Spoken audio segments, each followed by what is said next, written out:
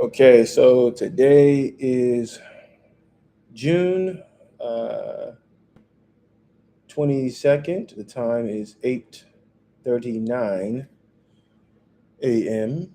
So good morning, good afternoon, and good evening, depending on where you are in the world. If you're watching right now or on the playback. So this is my second live that I have started for the channel CWP Cafe Wish Podcast.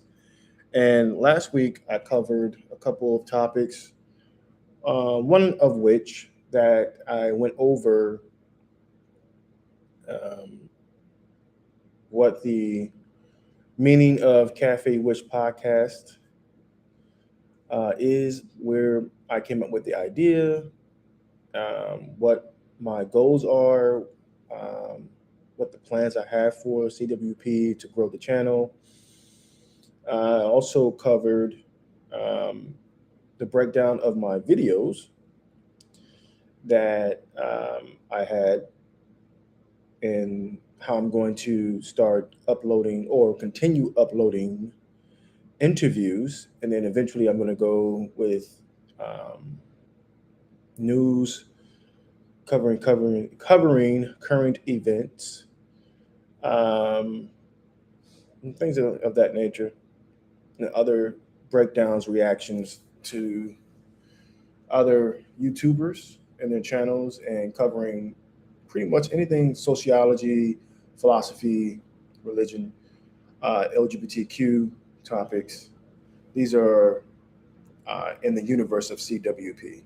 And the personality, once again, of the channel is to remain a professional, somewhat channel, um, somewhat professional channel, excuse me. And um, another caveat to what I'm planning to add to the podcast is Cafe Wish After Dark. That's when I will start my Patreon and having memberships.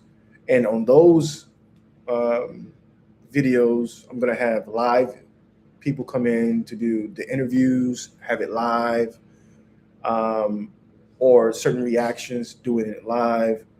Um, and giving more of my thoughts, really a deeper understanding of what I believe and what I think, and not in a so not in a inappropriate or proper way of breaking things down. I will be very much raw and a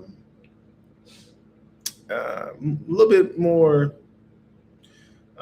uncouth. I will give you my raw opinion, and I will use language that would be considered strong language or profanity um, during that time. That's why it's after dark. And then I will have different topics that will relate to more of an adult persuasion, meaning as I will be talking about sex, I'll be talking about sexual orientation, um, the act of sex, the pleasures of sex. These are the type of things that I think are needed to be talked about, especially in our generation, because for some reason people think that talking about adult things is not is a taboo of some sorts, and everything from beginning of time till now, it's all. I mean, it's even in the Bible talking about things that are natural in nature to man and to women. So I don't, that's just one of my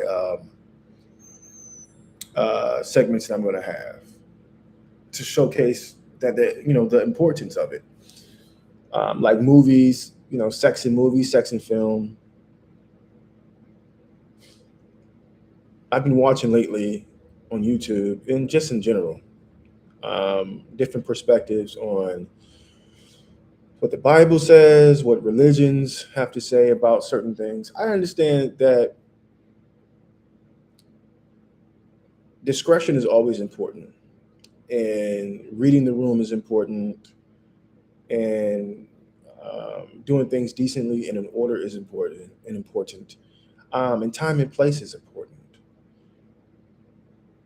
But whenever is the time and the place to talk about things that are really needed to be discussed, and in the news, especially during in America during the time of voting or whatnot, the LGBTQIA plus community has always been the main one of the main focuses, um, to drive a wedge and to drive people to vote one particular way or another, or not to vote. But it's just been used as a tool to uh, galvanize people and to cause people to think a different way using what I would consider negative propaganda. I do believe there's positive propaganda and there's negative propaganda. Telling a lie on someone, or not telling the whole truth of a thing, I consider that negative.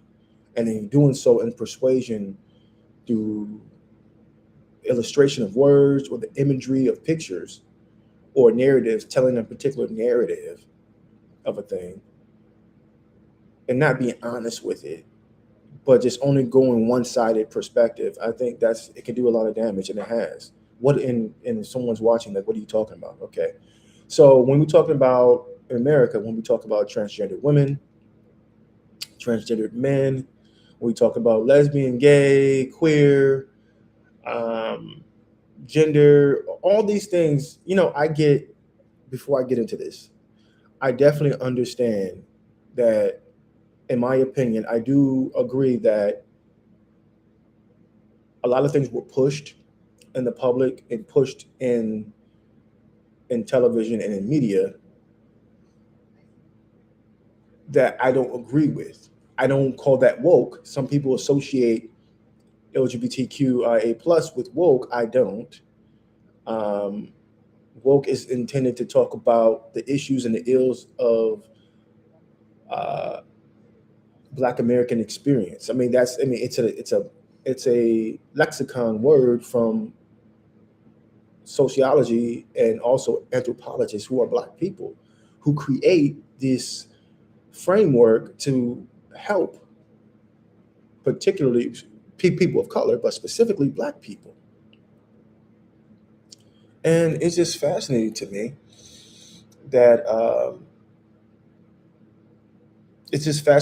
that how it's been used and perverted, woke, the term woke, into something that it's not.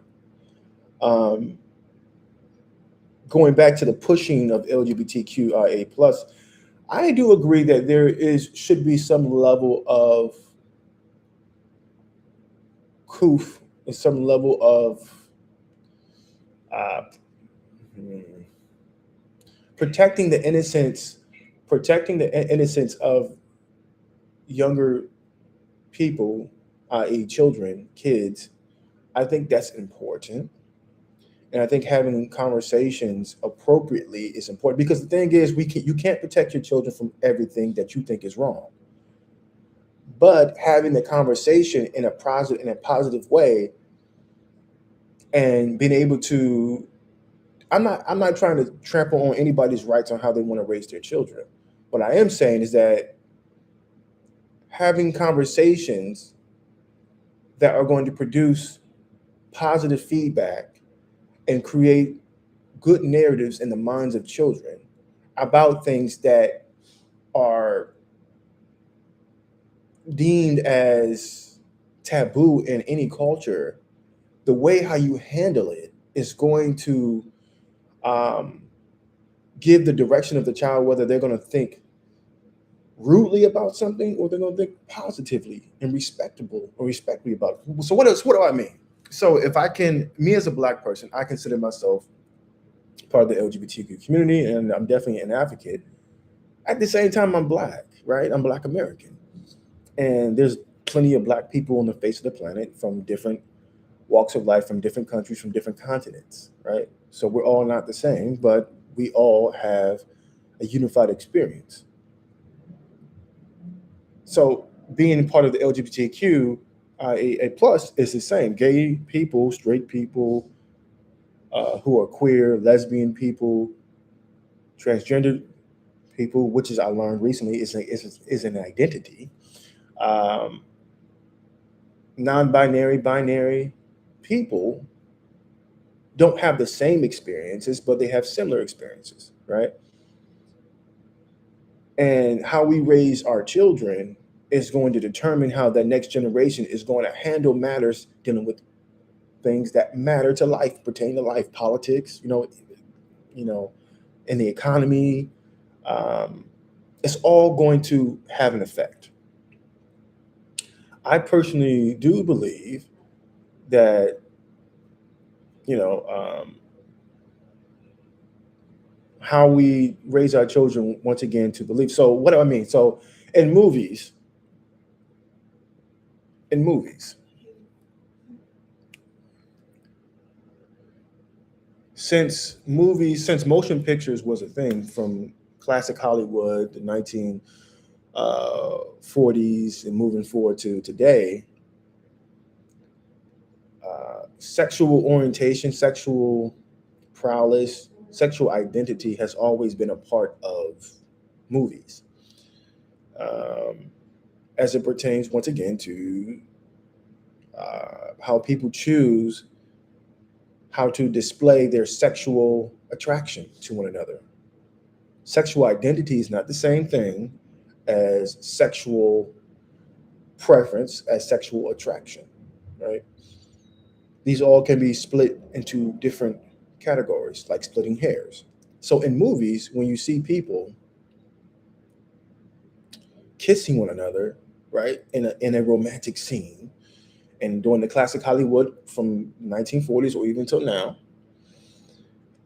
typically it's not seen as taboo. Now, back in the day, possibly, right? Back in classic Hollywood, um, they didn't really have, it was alluded, or it was, you may not see like a whole kissing scene to the point where they're tonguing down each other like a French kiss, right? But they definitely did kiss. Um, and it was taboo to show sex in the movies and in the films and TV shows back then in 1940s and 50s. As we move forward till now, to today's time, contemporary times, children get to see in cartoons, um, parents kiss each other. Um, in movies, children get to see, kids get to see, parents kiss each other, or there are sex scenes. And my thing is, I don't hear an outrage from the heterosexual community, the sex scenes, as much as they showcase. Well, it's two men kissing or two women kissing, or a parent who is a man, and or two men, as they would say it, but one could be uh, a man and a male, and the other one's a transgender woman and a male. But in their mind, in a heterosexual mind, from what I've seen, I could be wrong, but from what I've seen, they identify transgender men as women and transgender women as men. Like, that's just how in their mind they just see, when they see a transgender man, they see a woman in a suit. When they see, or wearing a man's garment, that's how they would identify in America. Um, and then when they see a transgender woman, they typically will say, "Oh, that's a man in a dress." Right? All these things are social construct, by the way. But going back to the films, is that I don't see the same people garnering the same um, fervor, speaking about these things in the same fervor and the same strength as they do with the uh, same-sex marriage, or with the um, transgender, uh, having a transgender parent, and a non-transgender parent. I don't see the same fervor. Not saying that they don't talk about it, but it's just not done in the same way, which makes it problematic, because it's like, okay, so what the presentation looks like is based upon how the heterosexual community, they have these talking points, you know, um, Marriage is supposed to be between a man and a woman. Well, that's your opinion, right? And a man and woman is also your opinion because that's a social construct, right? Men are now being soft, they're wearing skirts. Well, skirts in America, from a traditional sense, have been a woman's garment, but that doesn't mean that skirts are a woman's garment. During the women's suffrage movement, you had women wearing pants. Well, a form of pants, right? I think it's called the bloomers, like baggy, saggy pants, or very, very huge looking pants, like very, very broad pants, right? But now in today's time, no one makes a fuss. No one says a woman wearing pants is she's wearing a man's garment or man's clothing. No one says that anymore because the society has evolved, changes, evolution changes over time. No one cares about that. No one is berating women for wearing pants. Not on a large scale. So once again, all these things are social constructs, like race. Race is a social construct. It's not a real thing. It's not determined. Race does not determine your genetic makeup at all. It's literally a white European man-made engine to suit them, to create a framework that only supports them to the maximum, right? So those who know that. Um, so the garments that we wear, I can show you in the Bible where men wore dresses, as we would call them, dresses. Men wore skirts. We would identify them as skirts, But in that time and in that day, for that society and that culture and in their moral parameter, what they were wearing was not necessarily wrong because they didn't see that as a woman's garment. They saw that as a garment, something to wear. Now, it was a masculine way to wear them, but it still wasn't this taboo thing that we have. What I'm trying to say is that around the world, around the globe, and in different countries, you're going to have different styles of clothing that are going to represent different types of things and how things are worn, right? So going back to the movies, I see nothing wrong with movies is a form of art form. Let me just say that. It's an art form, right? Motion picture is an art form. It's in the artistry realm, artistry universe, right?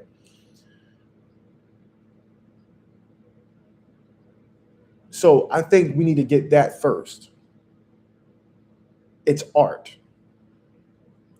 So when we're watching a movie, it's not real life. It's an interpretation of someone has about real life. The saying is art imitating life or life imitating art. Which one? It will be forever a revolving and evolving conversation and an argument to have. But nonetheless, it's an interpretation.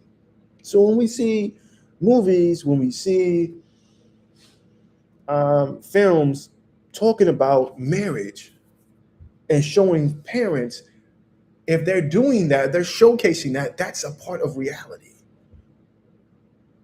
You may not agree with it, but once again, this is a logical understanding, right? In philosophy, A cannot equal non-A.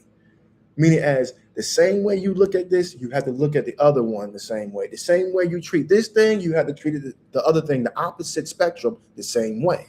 You cannot be biased in this. Or if you are, then guess what? You're not being logical. You're being subjective. And when you're being subjective, then morality doesn't stick anywhere. Morality is supposed to be, in most cases, some people say logical. Well, if it's logical, then it needs to be within reason. So if you or someone looks at film and says, "Hey, this, these two men are kissing," well, I need you to have that same energy. I need you to have the same focus, the same call out. I need you to have when you see a man and a woman kissing in film. I need you to have that. If you want to protect your children, as you should, I'm not trying to downplay or downgrade anybody for how they want to raise their children, but what I am saying is that to be careful of how we do that. Um, is just to be careful on how we do that. All right, so the next topic I want to address is my thoughts and opinions. Um,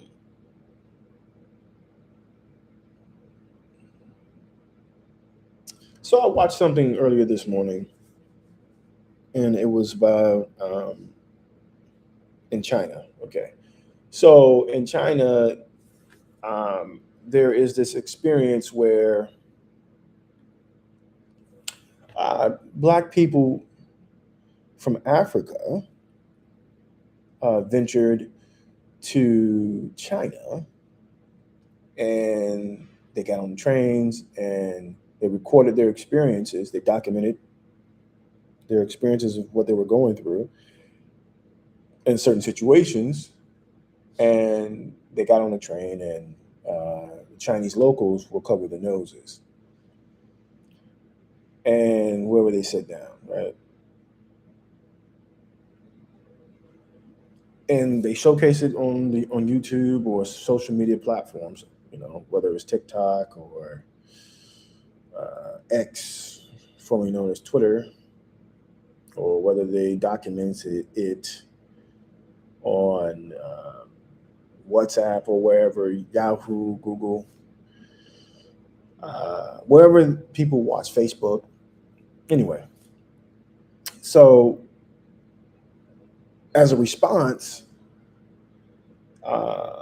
black people from Malaysia, black Malaysians, as I would identify them as black genetically, um, they went to China and did a social experiment, which I definitely appreciate these women doing. These ladies went out there and gave aura for aura. They saw how they were treating black Africans in China. So black Malaysians went there and as a social experiment, not in a rude way, but to give aura for aura.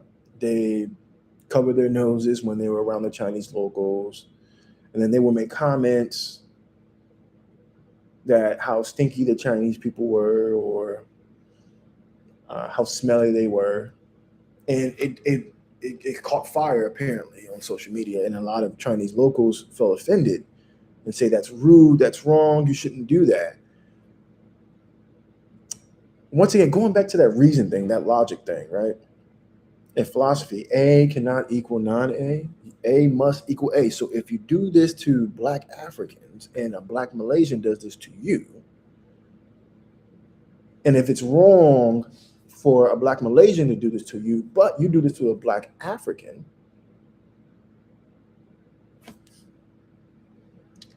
one is either right or one is wrong, or both are right or both are wrong. It's just that simple. So A has to equal non-A.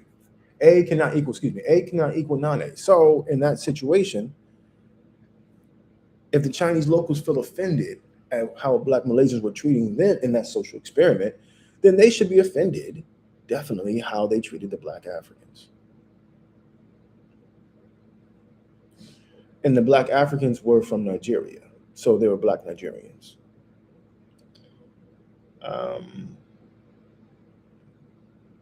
My last live, I talked about black Asians, right? So just kind of want to dive into that really quickly.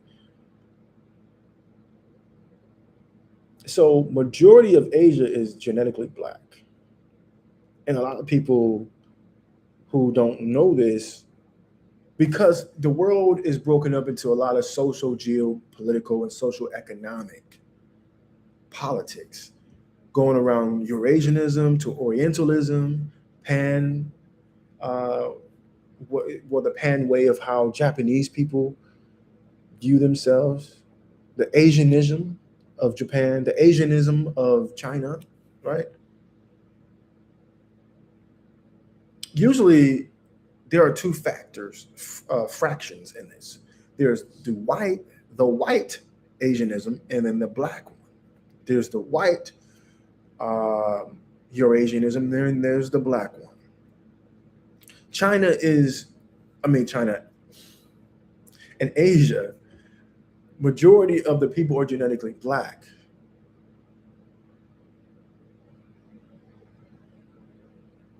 Majority of the people in Asia are African descent.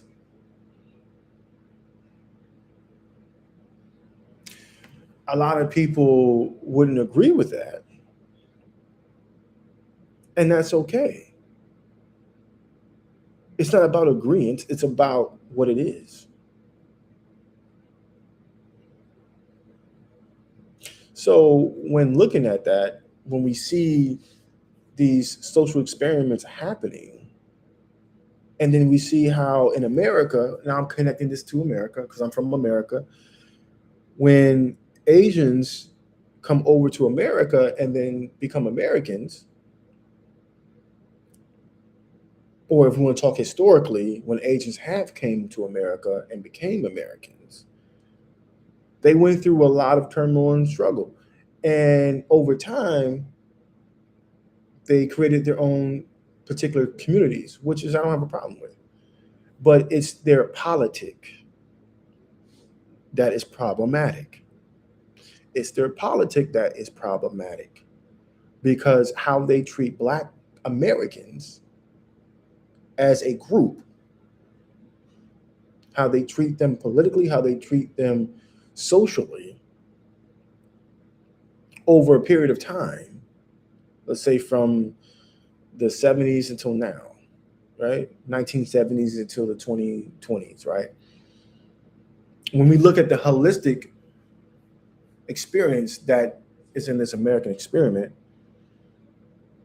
we see that Asians politically choose to be white adjacent. And that because that is due to their politics back in their home countries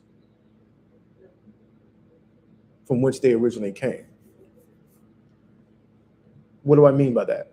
So there is a thing called Eurasianism, and that's a real thing. That took off during the 1900s, early 1900s, late 1800s. Okay, started from Russia,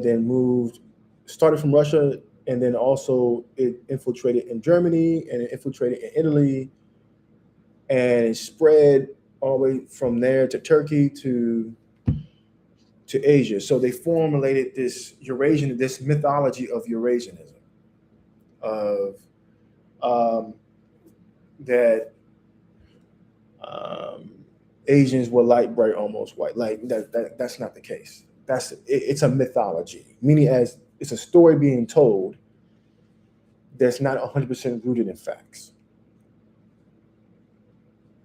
So it's an interpretation. It's a story that they made up. It's not necessarily 100% real. Genetically, Asians come from Africa. But from the late 19th century to the early 20th century, once again, they came up with, or they believed in this Eurasianism. In my opinion, that was white folks trying to keep their claws, trying to keep their influence in Asia. Because if everyone doesn't know, the Chinese were slaves. The people from Thailand were slaves. People in Malaysia were slaves.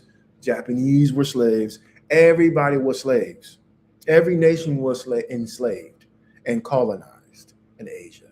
Everyone was by white Europeans. Okay? After a majority of them got their freedom,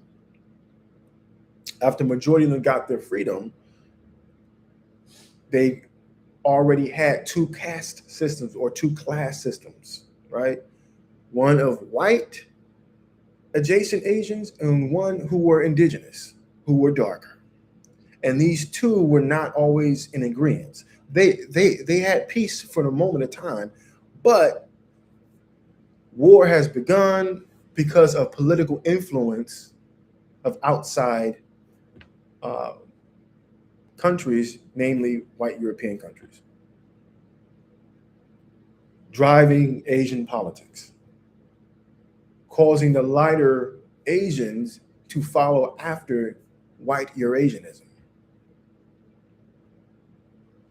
And W.E.B. Du Bois, Langston Hughes, even Muhammad Ali, James Baldwin, okay, all of them have had their travel experience and been able to gain knowledge of these things. And Paul Robinson, who was an actor, American black actor, okay, during the Harlem Renaissance, they all traveled and gained these experiences. And for what it's worth, they're able to understand how the mind of the Asian was operating. And you had two factions at that time during the Harlem Renaissance. You had the black Eurasianism and you had the white Eurasianism. Now, since then, from the 1920s and 30s, there has been a lot of genocides.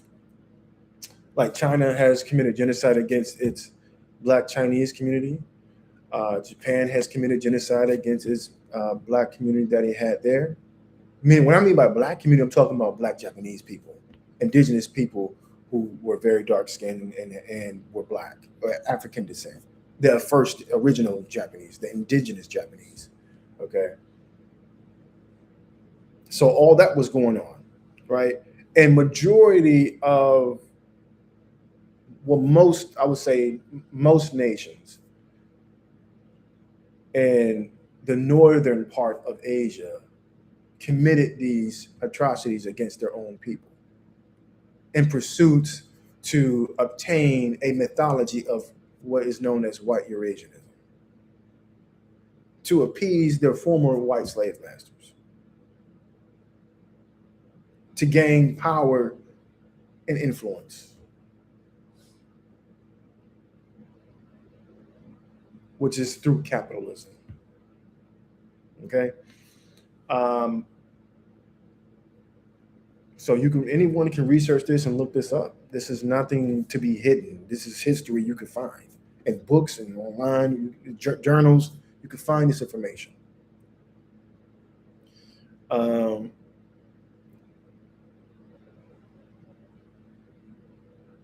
But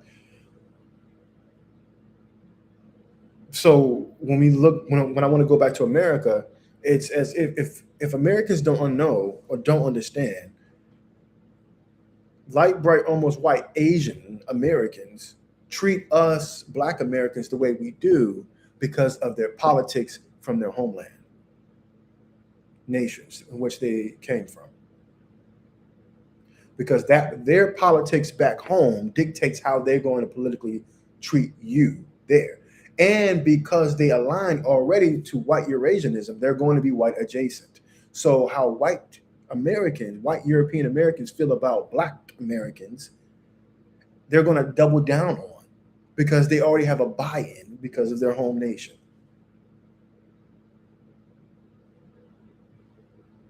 That's what it really. When I watch on YouTube, no one's talking about this in this way. Even the Asians are not talking about this in this way, and they know this to be true. So you wonder why? Oh, we were adjacent. We were closer back in the 1930s. Yeah, because the Asians were getting their ass whooped. Excuse me, they were getting their booties whooped in America. And Black people were the ones who had their backs. Over time, things have happened. Of course, evolution changes over time. Things have happened and things have occurred. But in today's time, this is what it is. So I'm going to wrap this up because I got to get something to eat. I got to get some breakfast. But I just hope everyone has a great day. And remember, don't take anything personal. That, as a disclaimer, please don't take anything personal. What I'm saying to you. This is for educational purposes. All right. As you're watching this, if you're listening, please do not take this as offensive. This is not offensive. This is a perspective, my thoughts and opinions. Cafe Witch Podcast Live. Every week I come in and I talk to my potential community and the small little bitty community that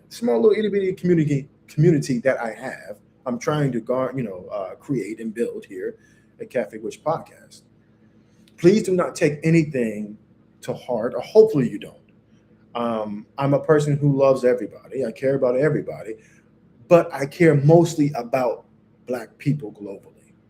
If you haven't caught that by now. Black Asians, Black Africans, Black Australians, Black Europeans, Black South Americans, Black Americans. This is my podcast is for them.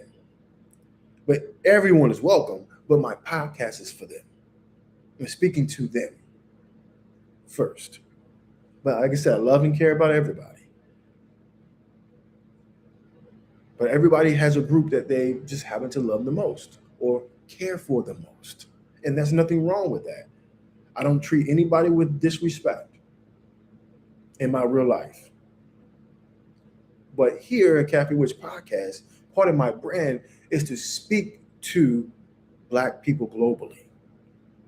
And what I mean by Black people here at Cafe Witch Podcast is talking about genetically Black people. And it's all going to my research. This is going into my research here. I'm forging this podcast for my research. And my audience, my intended audience is Black people globally. So I hope we have some fun on this podcast. And once again, I'm doing things stages and phases. So I hope everyone has a great morning, great afternoon, and great evening. Always remember to be healthy, be smart, and be happy. Take care, guys.